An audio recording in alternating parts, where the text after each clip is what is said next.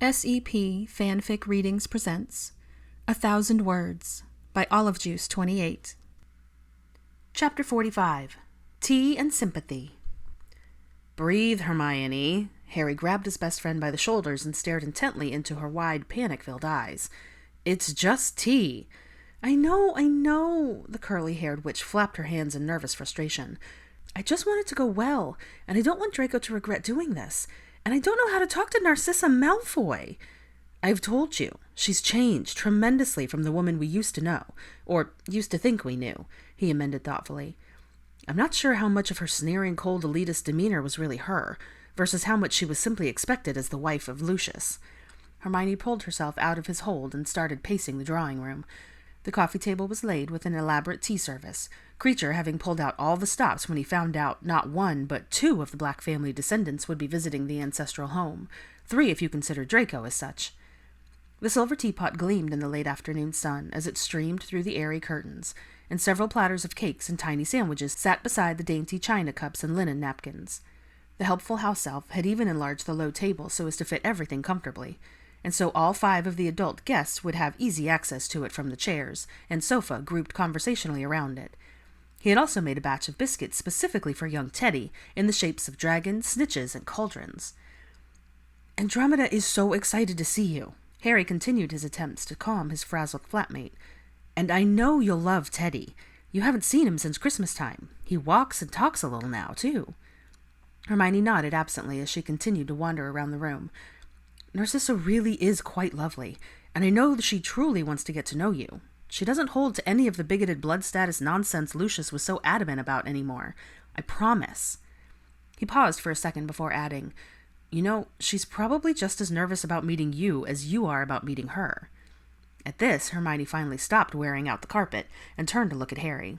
Her eyes locked on his, and there was a determined set to her jaw. He watched as she took a deep breath, closed her eyes, and she let it out slowly, and settled into her armor of Gryffindor courage as she tilted her chin up, ever so slightly, stood a little straighter, and stilled her hands at her sides. I can do this, she announced firmly. Yes, you absolutely can, Harry grinned at her. He was relieved she'd finally reached that conclusion, having no idea what he'd done if she was still jittery mess when their guest arrived, and her transformation could not have happened at a better time. 3 heartbeats later, the flue roared to life, and Draco stepped through, a tentative smile on his face as he glanced at the 2 of them. Hey, you ready? He turned his attention fully on Hermione, who offered a small yet genuine smile, and nodded her head as he walked towards her, and took her hand. She relaxed slightly as he pressed a kiss to the top of her head. As he straightened up, the flames flickered again, this time depositing Andromeda and Teddy into the hearth. Hermione, how good to see you, my dear! The kind-hearted witch wasted no time in wrapping the young woman in a hug with one arm, while holding Teddy on her hip with the other. Unsurprisingly, Hermione's curls got in the way, and the toddler proceeded to splutter and huff and bat them away with his hands, earning a chuckle from everyone present. Before Hermione could engage the small boy further, the flue flared a 3rd time, and a poised yet cautious Narcissa stepped out, her brilliant blue eyes latching onto the Muggle-born witch at once. She approached slowly, almost as if giving Hermione time to run away, and stopped several feet away before extending her hands, which held a large, rectangular object, wrapped in silver paper and tied with a lacy white ribbon. Tucked into the bow was a delicate purple hyacinth. Hello, Miss Granger, Narcissa greeted softly, a small smile turning up the corners of her mouth, though her eyes were guarded and searching. I'm so glad to finally meet you properly, and hope you know how much I appreciate your invitation. Hermione had taken a step towards the elegant witch, and could almost feel the emotions rolling off of her, apprehension, sorrow, and fear. There were tears in the older woman's eyes, and her hands were shaking. Harry had been right. Draco's mother was just as nervous as she was, and she realized it was all quite unnecessary. Gently taking the gift from her guest, she set it carefully on the nearest chair, and immediately pulled Narcissa into a warm embrace. She knew this was not the way pureblood society worked, but hang it all, this was what she felt was right, and if they were going to build any sort of relationship, she wanted it to start from a place of sincerity. Narcissa was shocked to find herself engulfed in a cloud of soft, chaotic curls as the younger witch hugged her. She let out a trembling breath and felt 2 tears fall as she closed her eyes and carefully returned the gesture, knowing that while important conversations would need to be had, that this first step was more than she could have hoped for. She opened her eyes to see her son watching them, his gray eyes swirling with emotion as his gaze flickered between the 2 women. his shoulders relaxing as he let out a breath he'd apparently been holding. A warm smile curled his lips as he met his mother's eyes, and she simply nodded in understanding, needing no further explanation as to how his heart had been captured by the petite lioness. Hermione pulled back, her own eyes glittering with unshed tears as she gestured for Narcissa to sit, before she settled herself into the chair right beside her. Before any typically awkward pleasantries could be uttered, Teddy spotted the plate of biscuits on the table and lunged forward, almost toppling out of Andromeda's arms. "Ook! Ook!" he cried, pointing at the dragon-shaped cookie, iced in shades of green. Everyone chuckled as they sank more comfortably into their seats, and Harry called for Kreacher to pour the tea, which the elf was more than pleased to do so for the honored guests. "Are you going to open that?" Draco nodded to the package still wrapped and sitting on Hermione's lap. "Oh, yes, if that's all right." She looked at Narcissa for approval, which was granted by a nod and a genuine smile. After carefully plucking the fragrant bloom from the ribbon and setting it on the arm of her chair, Hermione tugged the paper off, revealing a large and beautifully embossed book, The Lore of Magic Blostma. The cover was a deep, rich green with gold and bronze scrolling etched all around the border. Tiny flowers dotted the intricate design, and although the tome was clearly ancient, it was in pristine condition. The gilded edges of the pages still glinted in the late afternoon sun. She opened it carefully, after turning a few pages, realized that it was not simply an ancient work, nor was it exactly a piece of fiction. This contains a series of magical tales, each of which was connected to a specific flower in some way. The stories are printed as they were originally written, and are even illustrated. Narcissa's eyes were sparkling with enthusiasm, her love for the book clearly evident in her tone. There is also a comprehensive guide to all magical flora, the meanings they hold, and the uses they have. I think you will recognize many of them, and not just from your herbology classes. Hermione had flipped towards the back of the text where the glossary was, and found page after page of detailed drawings of every bloom, accompanied by descriptions. She turned a few, and came upon a perfect likeness of the hyacinth perched next to her, and skimmed over the paragraph at the bottom of the page. While the uses were interesting enough, her eyes were drawn to the meaning of the delicate purple flower, remorse or regret. She knew then that Narcissa had not chosen it solely as a pretty decoration, and her eyes stung with tears she couldn't quite explain, except to feel once again the weight of all they had suffered and lost over the past several years, and how much they had missed out on along the way. When she felt she could speak, she turned her still watery gaze to Draco's mother, and uttered a whispered, "Thank you," while meeting the now somber blue eyes that echoed her own sentiments so clearly. Narcissa nodded and cleared her throat daintily, looking down at her hands, which had been clenched in her lap as the younger witch had perused the book. She glanced back up and spoke haltingly, wanting to make sure her intentions were clear. "That book was given to me by my grandmother when I was about 8 years old, and she noticed my love of flowers. As a child, the enchanted stories were my favorite part, but as I grew older, it became a reference for my studies, and then a guide once I had my own garden to care for. It's been in my family for over 2 centuries, passed down from one generation to the next." She paused and watched as Hermione's brows rose and her eyes widened before she glanced back down at the book in her lap, various emotions flitting across the young face. When she looked up once more, she tugged the book to herself, as if embracing it, her warm brown eyes still glinting with tears, but the smile turning up on her lips was genuine and sweet. "I shall treasure this, truly. Thank you." "You are most welcome," Narcissa replied softly. As their exchange came to an end, the 2 witches seemed to remember that there were others in the room, and looked around to find their 3 companions watching them in quiet consideration. Both Harry and Andromeda wore triumphant smiles, while Draco had been transfixed on the interaction, his eyes flickering back and forth between his mother and his girlfriend, with intense scrutiny as he deciphered the meaning behind every word, every facial expression, and every flash of emotion in both pairs of eyes. To see them now, smiling and at ease in each other's company, meant more to him than he could put into words, and he felt like he could relax finally and enjoy their time together. While he had known neither of them held any animosity towards the other anymore, and hadn't expected them to resort to outbursts or dramatics of any sort, he had still longed for this to go well for both of their sakes. Hermione gestured to the tea the house elf had already poured. "Please, help yourselves before Kreacher gets offended and we haven't tried his tea cakes." She chuckled lightly and looked around the room. "Speaking of, where is he?" "He was muttering something about wanting to show Teddy," Harry began, nodding to the toddler who was wedged between himself and Andromeda on the couch, happily munching on his second biscuit, this one shaped like a snitch with gold sugar dusting its surface. Almost as if he knew he was being talked about, Creature immediately appeared in the room, levitating Roy's cage in front of him as he approached. He stopped several feet away and gently lowered the cage to an empty spot on the rug. Creature thought the little master would enjoy seeing Miss Hermione's pet. He croaked and glanced at the brunette witch for approval. "Oh, of course," Hermione replied, finding the whole thing simply adorable. Teddy had, of course, noticed the arrival of his new form of entertainment, and immediately scrambled down from his seat and toddled his way over to the elf. He plopped himself down beside the cage and peered inside. Roy was running and hopping around at top speed, trying to take in his new surroundings. The motion caused bits of his paper flooring to fly up in the air whenever he moved suddenly, which Teddy found highly amusing. In no time, his contagious belly laugh filled the room, causing the other 5 people to join in.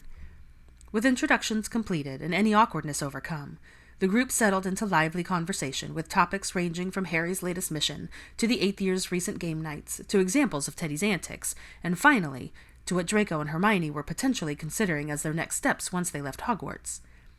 "I'm honestly not sure," Hermione shrugged as she nibbled on the cucumber sandwich. "I know Professor McGonagall plans to meet with each of us in the near future to discuss such things, but I haven't really thought about it. I know I'd like to help implement some change, particularly with regards to the way magical non-humans and part-humans are perceived by the wizarding world in general, but beyond that..." She shrugged again and trailed off. "Are you still planning to come speak to Robarts?" Harry asked. "He told me about your conversation back at Christmas." Hermione nodded. "I'd like to, even just to see what a day in the life of a ministry employee looks like." 4 heads nodded along with her in understanding. "What about you, Draco?" Andromeda asked.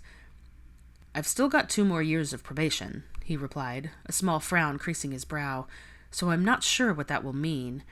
We should probably find out." He turned to meet Harry's thoughtful stare and could tell the former Gryffindor was contemplating something. "Definitely," the raven-haired wizard agreed. "Let me know when your appointment with McGonagall is, and maybe Kingsley could be there as well. Might be the best way to iron out all the details once instead of having several meetings." "That's a wonderful idea, Harry." Narcissa beamed at the young man, once again appreciating all he'd done for her family over the past year. "If you could choose anything, what would it be?" Andromeda watched her nephew with open curiosity. She knew he had many strengths and talents, but was interested in learning about where his passions lay. Mused Draco.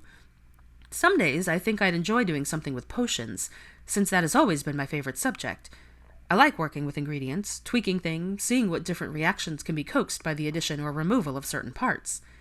He paused for a moment, clearly pondering his aunt's question further. "I also really enjoy flying. While I have no delusions about joining a professional Quidditch team, I've had a great time teaching our first years." He met Hermione's gaze and saw a knowing smirk tugging the corner of her mouth, and couldn't help but wink at her as his own grin spread across his face. "Did you tell them about the Quidditch match right before the halls?" she asked him. "No, actually." He grinned even wider and launched into a play-by-play description of the game that he knew only Harry would really appreciate, but the other 3 witches in the room were more than happy to listen to his animated retelling. As he carried on, Narcissa reached forward to take a cream puff from one of the platters and took a small bite. Her face lit up with surprised elation as she leaned towards Hermione. "Is the filling in this Nutella?" she whispered, as so not to interrupt Draco's tale. Hermione grinned and nodded, earning herself a wink from the Malfoy matriarch as she popped the rest of the treat in her mouth and closed her eyes in blissful enjoyment as she chewed. Stifling a chuckle at she was positive was a rather uncharacteristic moment for Draco's mother, she leaned towards her and whispered conspiratorially, "I have a jar for you to take home." At this, Narcissa's eyes flew open, and she couldn't stop from beaming at the Muggle-born witch. Eyes sparkling, she picked up another cream puff and said with extreme politeness, "Thank you, my dear. That will be greatly appreciated," before popping her second pastry in her mouth whole and winking at the pretty young woman. Hermione couldn't keep the giggles at bay this time, but she didn't even try. Somehow she knew an understanding had been reached between herself and the pureblood witch beside her. She had been genuinely touched by the gift bestowed upon her, and looked forward to many more opportunities to get to know the lady of Malfoy Manor. Her heart was full as she took in the people around her and the easy camaraderie they now shared. By this point, both Teddy and Creature were laying on their stomachs next to Roy's cage, watching the Puff Mouse as he performed all his tricks and entertained them with his energetic play, even going so far as to drag his roommate over to the side closest to Teddy, as if showing it to the small boy. The laughter and friendly chatter that filled the drawing-room of Grimmauld Place that day breathed new life and hope into the things to come, into both the ancestral home and the people who currently occupied it. Harry stumbled out of the flue into the manor's foyer bright and early Friday morning, startling Mary, who was arranging fresh-cut flowers in a vase on an ornate table by the front door. "Mr. Potter, sir, what can Mary do for you?" The elf bowed and greeted the unexpected guest with a smile. "Hello, Mary." Harry dusted himself off and glanced around. "Is Draco up? I know it's rather early, but—" The elf nodded, answering his question at once. "Yes, sir. Master Draco is in his study. Should Mary fetch him for you, sir?" "No, thanks. I'll just go there." And Harry set off, taking the stairs 2 at a time, leaving Mary to return to her flowers, shaking her head and muttering something about wizards always being in a rush. Harry knocked on the partially open door before poking his head around, finding Draco sitting behind his desk, reading that morning's issue of the Prophet. He had looked up as soon as he'd heard the knock and stood abruptly upon seeing who it was, waving Harry into the room, concern etching his handsome face. "Potter, something wrong?" No, not at all. Sorry to barge in unannounced." Harry flopped into a chair across from Draco, who was slowly settling back into his own seat, his eyes never wavering from the raven-haired auror. "You know you're welcome any time." Harry nodded. "Thanks, I just didn't get a chance to talk to you yesterday, what with the tea and everything." He waved his hand around as if to encompass it all. "But I've had an update from Alcott, and I didn't want you to wait until next week to fill you in." Draco's pulse quickened, and he nodded, indicating that Harry should continue. "Apparently on Monday, the Grangers had a bit of a breakthrough." Harry took a deep breath. He showed them a picture of Hermione from when she was younger, and they recognized her as being someone they knew. He paused, and he let the information sink in, watched as Draco's eyes widened and a triumphant smile spread across his features. "That's incredible!" Harry nodded again and continued. "That's not all. They also knew her name, and they knew she has magic." A look of pure amazement flooded the pale wizard's face, and Harry couldn't help but grin that stretched his own. "What does this mean?" Draco asked. "Well, Alcott said he's taking this one small, slow step at a time. They don't realize yet that she is their daughter. She wants to see how much they remember on their own, just from looking at pictures of her, before he introduces them to the actual memories. He said he's going to spend the next week showing them various pictures from the albums I gave him. Ones that span each year of her life, but only show her. He wants to see if they can recall where she is or what she's doing in them on their own, before he uses another round of spells. He's also going to gradually introduce them to bits of magic, since they were so accepting of the idea. It will make the whole process much easier if they're comfortable with it." Draco hadn't moved an inch, stunned by the progress that had apparently taken place, and elated by the possibilities alluded to. This was more than he expected in such a short period of time, and he could tell that Harry was equally thrilled. "So what's next?" "I'm planning to head back to Redland once Hermione's left for Hogwarts in a little over a week. Alcott has asked me to bring some more memories, since he doesn't think it will be that long before he's able to use them in his sessions. If you have any you'd like to let him show them, I can bring them with me too." Draco considered that for a moment. While he didn't have many memories from previous years that the Grangers would appreciate seeing with regards to his interactions with their daughter, he had many from this school year. He met Harry's gaze and was surprised to see concern and worry in his bright green eyes. "What's wrong?" Harry sighed deeply and carted his fingers through his typically messy hair, then leaned forward so his elbows were resting on his knees, his hands clasped together. "I need to ask you to do something, and I don't really want to." Now Draco was worried. "What?" "I need your memory of the day we were brought here." Draco's heart stopped, and he felt all the blood rush from his face. He knew what Harry meant, knew he was referring to the gruesome scene in the drawing room, the ones he'd been forced to watch, the one that still sometimes haunted his nightmares. "I'm sorry, mate. I wouldn't ask if Alcott didn't need it." Draco swallowed thickly and nodded, staring unseeingly at his hands, which were shaking. "I'm giving him mine from other events that year, but I wasn't in the room for that. He might not have to show it to them, but if they can't or aren't willing to understand the danger she was in, why she chose to protect them the way she did, he may need to resort to showing them the more drastic memories." Draco nodded again and forced himself to meet his friend's concerned gaze. If anyone else on the planet understood the pain he felt whenever that day crossed his mind, he knew it was the wizard before him who thought of Hermione as a sister and loved her as fiercely in his own way as he did. "I'll do it," he choked out. "When do you need it?" "Next week, when we meet at our regular time." Harry paused for a moment before offering what he hoped was a small bit of consolation. "It makes a difference." Slate-gray eyes studied him intently, wondering what he meant as he pressed on. Once you remove a memory this way, to put it in a vial, it takes some of the weight with it. Makes it not as vivid or overwhelming as it was before. Draco cocked his head in question, trying to understand what Harry meant. The memories I bottled, I still have them, but they're not as painful, not as clear. It might be selfish, but I was actually relieved when I figured it out. I don't know that I'll ever put them back. Harry shrugged and grimaced slightly. We've all got enough baggage to carry from the last few years, so I figure, if this is a way to lighten it a little... He trailed off and shrugged again. Draco nodded in understanding, his heart rate back to normal, and his hands no longer shaking. He would do this, first and foremost for Hermione. But if Harry was right, and it would reduce some of the horrors of that year even the slightest bit, he'd take whatever relief he could get. He almost wondered why he hadn't thought to try something like this sooner, but since his family didn't have a pensive, it wasn't something he'd even considered. I'll have it ready for you. I'd also like to give them a few recent ones, if that's all right. Of course. Harry gave a relieved smile and stood up. Draco followed suit and extended his hand, which the other young man shook firmly before heading towards the door. By the way, Harry paused at the threshold, Hermione hasn't put that book down, the one Narcissa gave her yesterday. Started reading it the second you lot left, and had it propped up against the fruit bowl this morning at breakfast. Felt like I was back in the Great Hall and she was cramming for exams again, he chuckled. Thought your mother might like to know she's enjoying it. Draco grinned, able to clearly picture his favorite bookworm fully immersed in the newest addition to her impressive personal library. I'll be sure to tell her, he promised. Right then, enjoy your weekend, Harry bid him as he strolled off down the hall. You too, Draco called after him, and then sank back into his cushioned desk chair, feeling rather drained, but optimistic too. Alcott was making tremendous progress with the Grangers, and although he was most definitely not looking forward to reliving the gut-wrenching encounter between Hermione and his insane aunt, he knew it was necessary. For all she had done for him over the past 8 months, all the patience, encouragement, forgiveness, and unconditional love that she had bestowed on him, this was the very least he could do in return. He started thinking about what other memories he might want to share with her parents, happier, more recent ones. He thought they'd probably like to see the highlights of her 8th year, so he took out a piece of parchment and started making a list, including things like the first time she showed him her room, her costume for the Halloween party, spending time with her first years, how thrilled she was with Theo's Secret Santa gift. He gave a self-deprecating snort at that last one, remembering how irritated he'd been with Theo, how jealous he was over the fact that one of his best mates had made her so happy. He'd had nothing to worry about, it turned out.